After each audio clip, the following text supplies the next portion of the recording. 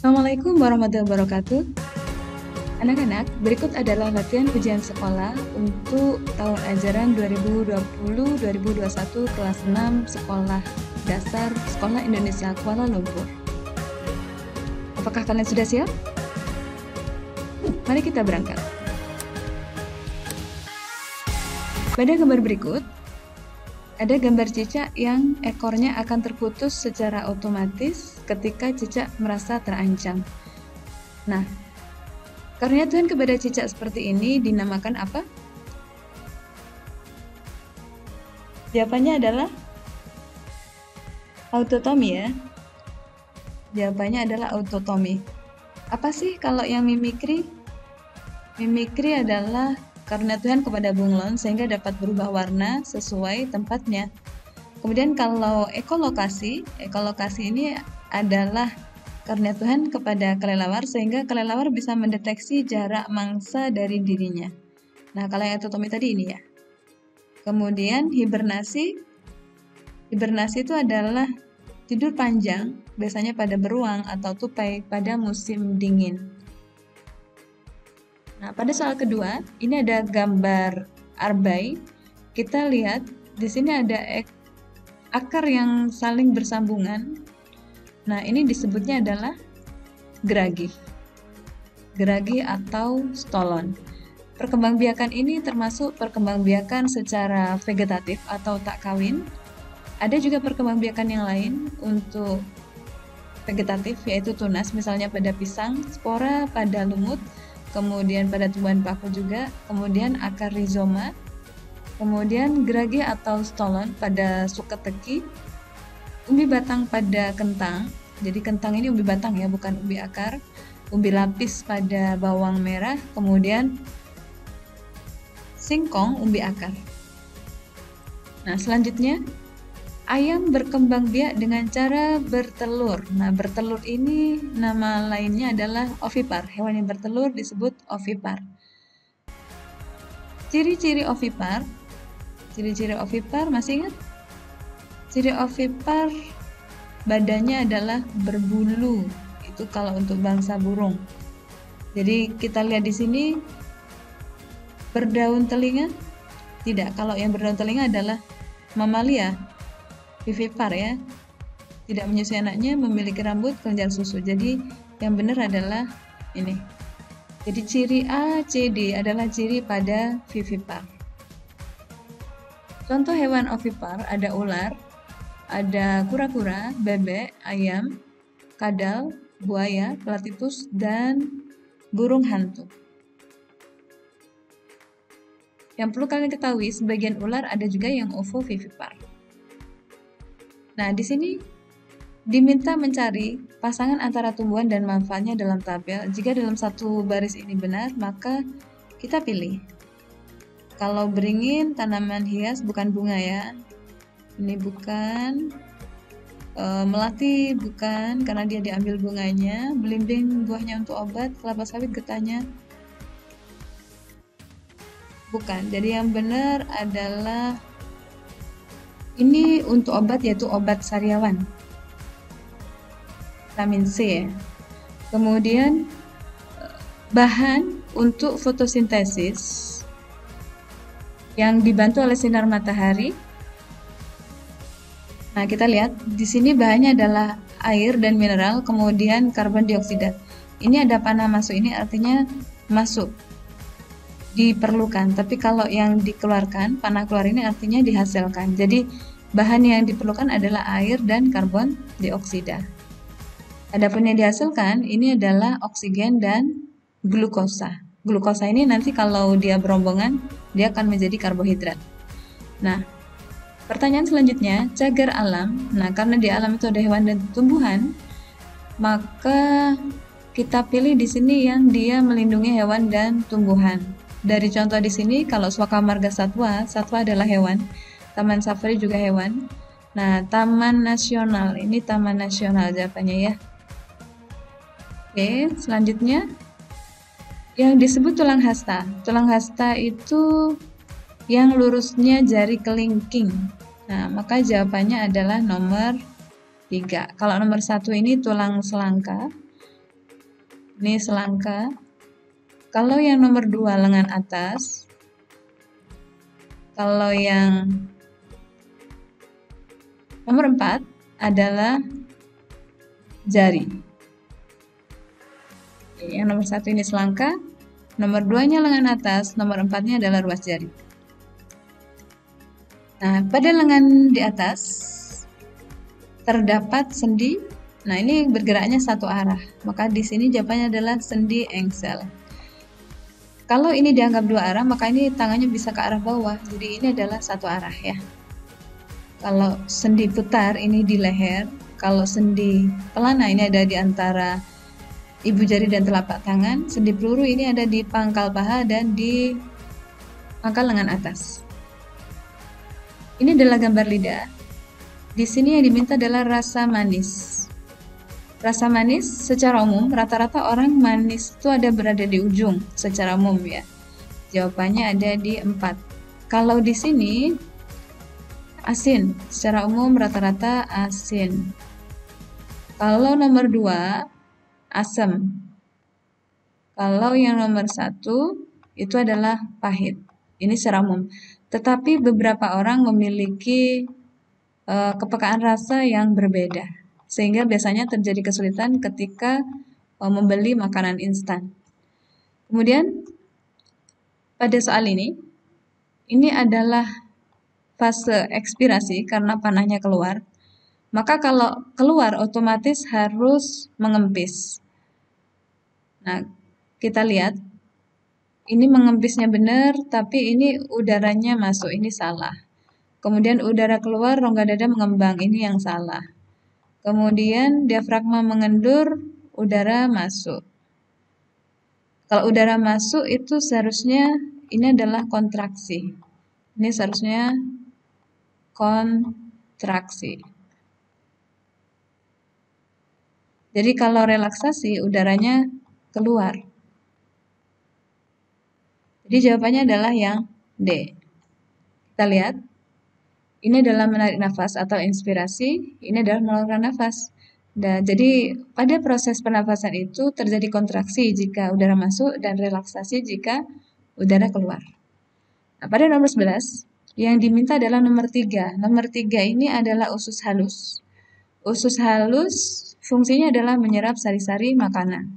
Kalau satu ini mulut, ini adalah mengunyah, ini nomor 1. Kalau membunuh kuman, ini terjadi pada nomor 2. Kalau melakukan gerak peristaltik, ini terjadi pada kerongkongan dan lambung. Jadi dari sini dan dari sini. Kalau di sini gerak peristaltik mendorong, kalau di lambung gerak peristaltik meremas. Oke. Jadi kalau kita buat analisisnya ya, di sini masih dihancurkan. Ada enzim ptyalin di sini memecah amil menjadi glukosa. Kemudian gerak peristaltik mendorong makanan ke lambung. Di lambung terjadi gerak peristaltik lagi, gerak meremas-remas makanan.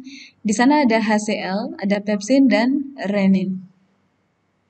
HPR. HCl untuk membunuh kuman yang masuk bersama makanan, pepsin dan renin untuk mengolah protein. Pepsin mengolah protein menjadi pepton, renin mengendapkan protein susu menjadi kasein. Oke, selanjutnya dari sini masuk ke usus 12 jari atau duodenum, kemudian ke jejunum, kemudian ke ileum. Nah, pada bagian akhir usus halus itu terjadi penyerapan sari makanan. Setelah sari-sari diserap, maka sisa makanan itu dipadatkan, airnya diserap, dibantu pembusukan juga oleh bakteri coli. Jadi ini hancurkan, lewat, hancurkan di sini. Kalau di bagian usus usus halus awal masih hancurkan juga menggunakan bantuan pankreas. Dari pankreas itu ada amilase, lipase, tripsin. Amilase memecah zat tepung menjadi glukosa, lipase memecah lemak menjadi asam lemak dan gliserol, kemudian tripsin memecah protein menjadi asam amino. Kemudian di sini penyerapan air dan pembusukan baru di sini dikeluarkan, rektum dan anus. Oke, ini bagian-bagiannya ya. Hati juga berperan dalam membantu dalam pencernaan, dia tidak dilewati. Untuk pankreas juga tidak dilewati, tapi menyumbangkan zatnya menuju usus halus bagian awal, yaitu duodenum. Nah, sekarang kita lihat peredaran darah besar dan kecil pada gambar berikut. Yang diminta adalah urutan peredaran darah besar. Kalau peredaran darah besar itu dari jantung, seluruh tubuh bagian atas, dan tubuh bagian bawah. Dari jantung yang kita lihat, ini yang menuju tubuh bagian atas dan bawah adalah ini. Ini tubuh bagian atas, ini menuju tubuh bagian bawah. Nah, kita lihat rutenya. Yang sesuai di sini adalah kalau kita lihat GKLF, ini GKLF. Nah, ini GKLF. Ada beberapa yang dilewati J. Nah, ini artinya pun dia tetap benar ya. Tapi kalau kita lihat F, B, C, D, dari F, kemudian B, C, D, ini peredaran darah kecil. Karena dari jantung ke paru-paru ya. Ini adalah peredaran darah kecil. Kalau kita lihat L, J, F, H, L di sini, L, J, F, H, ini hanya setengah dari peredaran darah. Ini hanya setengahnya saja. Tidak ada jantung yang bagian awal yang membawa darah bersihnya. Kemudian A, F, B, C, A, kemudian ke F, kemudian ke BC. Ini pun setengah peredaran darah juga. Jadi jawabannya adalah yang A. Ini kita lihat ya. Ini adalah posisi kanan, ini adalah kiri. Jadi orangnya menghadap ke kita. Yang berwarna merah ini banyak oksigen, sedangkan yang biru ini banyak mengandung CO2. Kita lihat dari bilik kiri menuju tubuh bagian atas. Kemudian darah itu oksigennya ditukar ke setiap sel dengan oksigen. Jadi terjadi pelemahan ikatan oksigen di darah yang menuju ke setiap sel. Kemudian penumpang darah berganti dengan CO2. Nah, ketika berganti dengan penumpang CO2, maka ini biru. Darahnya membawa CO2. Ada yang dari tubuh bagian atas, ada yang dari tubuh bagian bawah. Nah, dibawa kembali ke serambi kanan, kemudian dipompa ke bilik kanan, dari bilik kanan dihantar ke paru-paru kanan dan paru-paru kiri. Dari paru-paru kanan dan kiri kembali ke serambi kiri, dari serambi kiri ke bilik kiri diantar lagi ke seluruh tubuh bagian atas dan seluruh tubuh bagian bawah. Begitu terjadi terus-menerus. Jadi kalau peredaran darah besar dari jantung, seluruh tubuh, jantung, seluruh tubuh, jantung. Kalau yang kecil, jantung, ini PDK, ini peredaran darah kecil ya. Jantung, paru-paru, kembali ke jantung.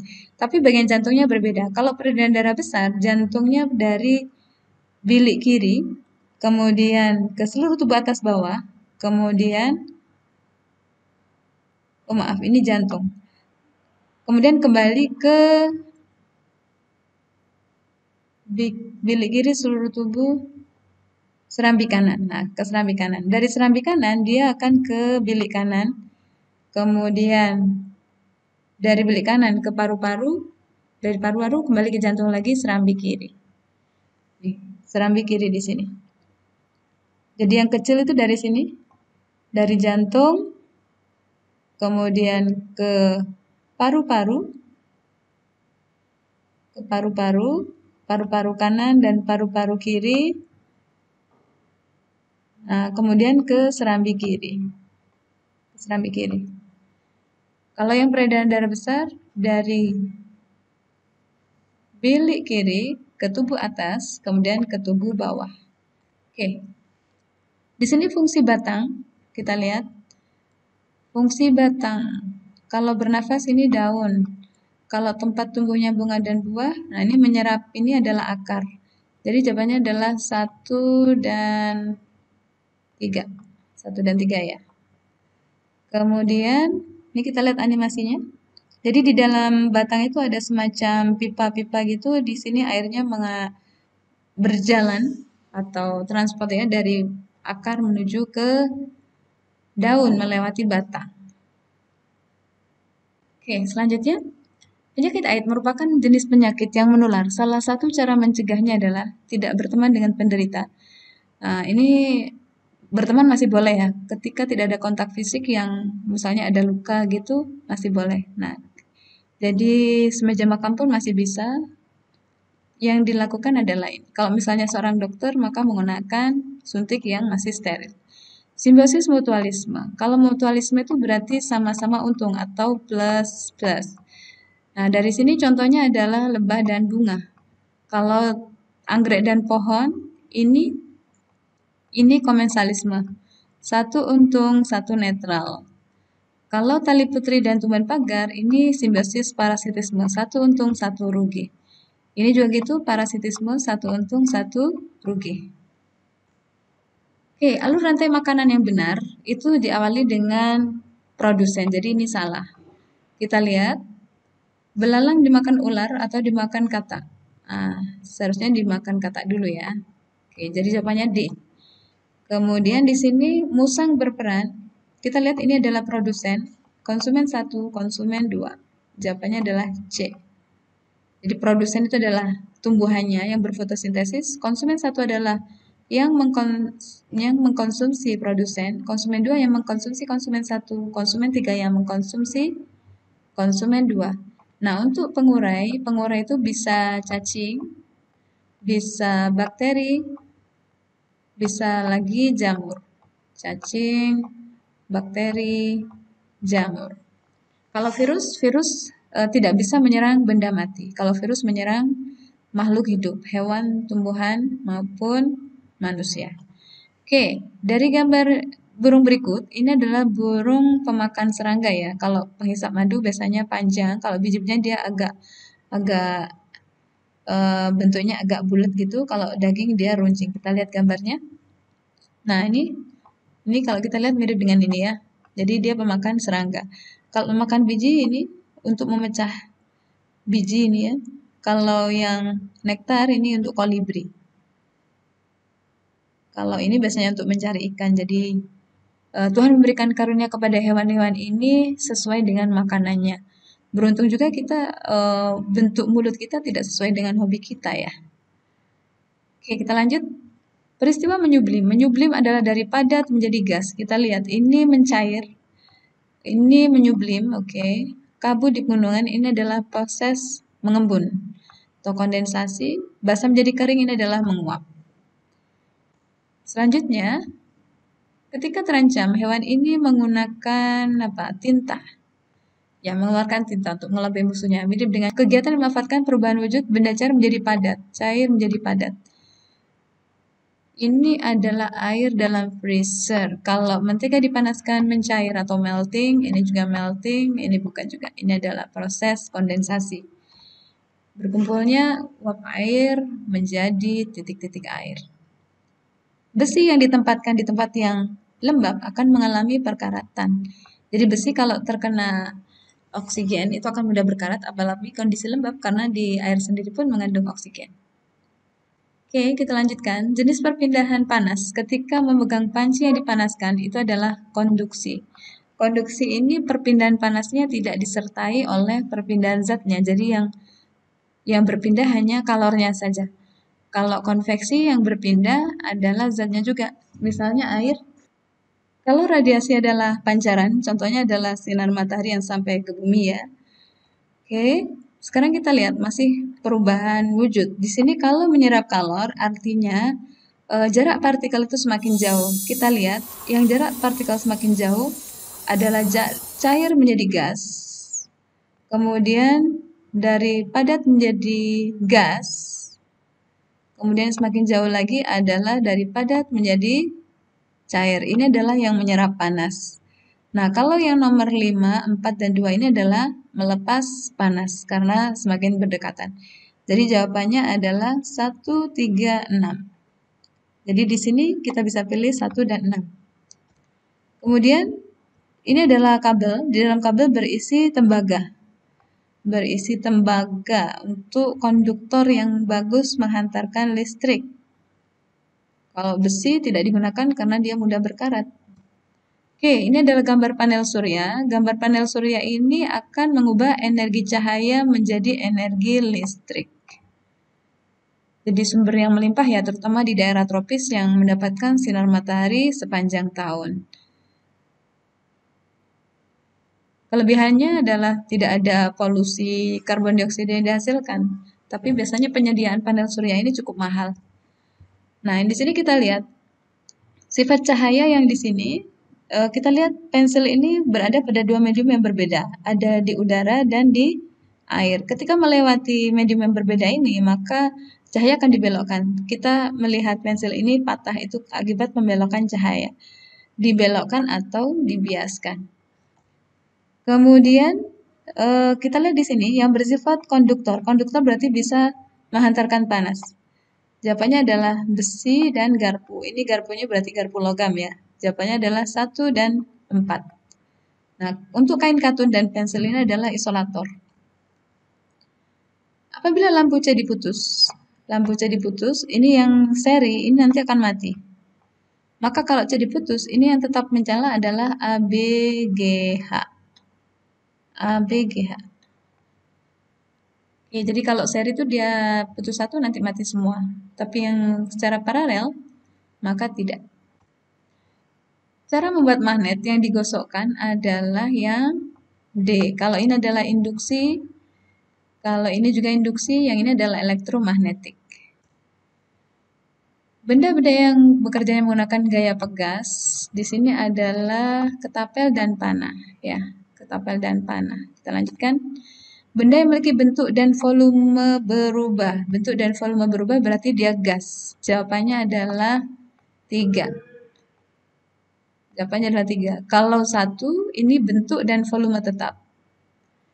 Padat ya. Kalau cair, bentuk berubah, volume tetap. Kita lanjutkan. Pada malam hari setelah belajar, Andika mematikan lampu yang besar dan ia hanya menyalakan lampu yang kecil berkaitan dengan penghematan energi. Tindakan tersebut bermanfaat untuk selain kesehatan mata. Kira-kira yang mana?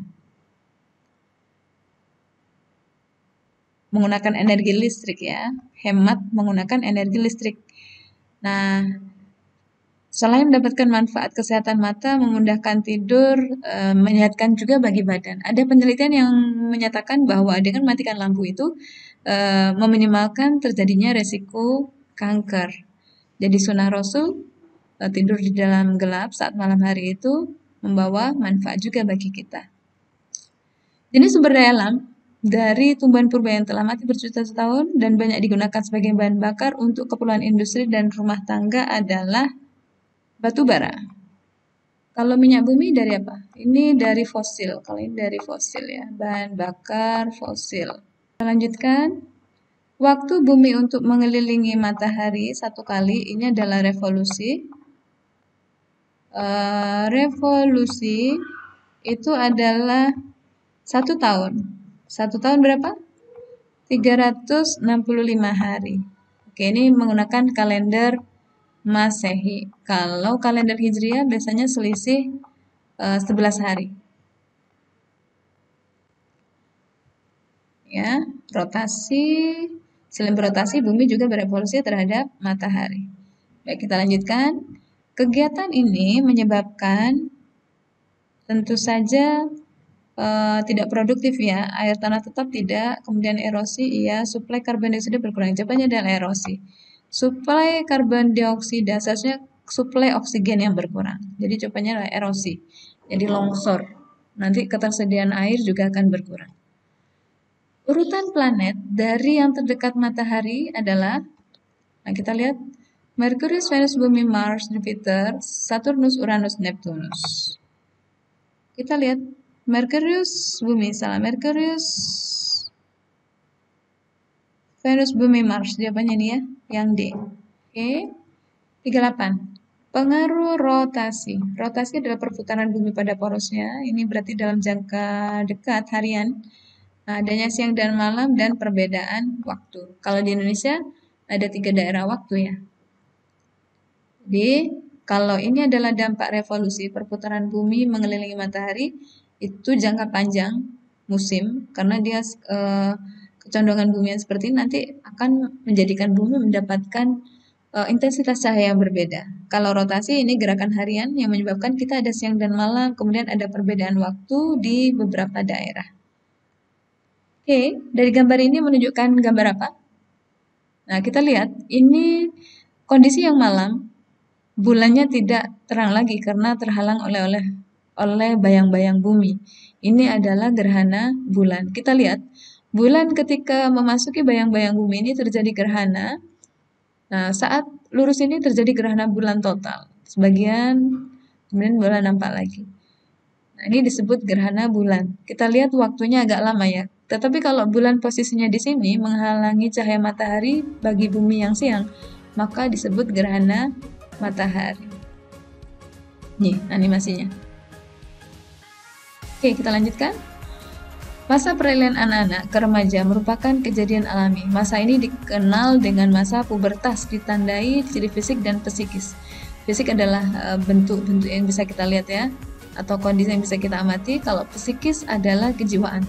Setiap anak di masa ini harus mengetahui ciri dan cara mengatasi problem yang biasa muncul mengiringi. Berikut yang merupakan ciri fisik pubertas pada laki-laki adalah yang mana? Kalau ini perempuan, ini salah. Kemudian ini juga salah semua, ini untuk perempuan. Ini juga perempuan ya. Nah, ini kalau ini bisa laki, bisa perempuan. Bisa perempuan, bisa laki-laki. Jadi jawabannya adalah yang C. Nah, selanjutnya adalah siklus air. Pada siklus air ini, penguapan yang terjadi pada perairan itu disebut apa? Ya, kalau dari perairan disebut evaporasi. Kalau dari tumbuhan disebut transpirasi. Kemudian uap air itu akan berkumpul menjadi titik air yang disebut kondensasi. Kemudian kondensasi akan dilanjutkan lagi dengan proses presipitasi, yaitu hujan. Oke anak-anak, latihan soal kita hari ini sudah selesai. Selamat menempuh ujian. Tidak ada kesuksesan tanpa pengorbanan. Selamat menempuh ujian dengan kejujuran. Kejujuran akan membawa keberkahan dan kesuksesan. Jumpa lagi nanti di SMP ya, insya Allah. Assalamualaikum warahmatullahi wabarakatuh.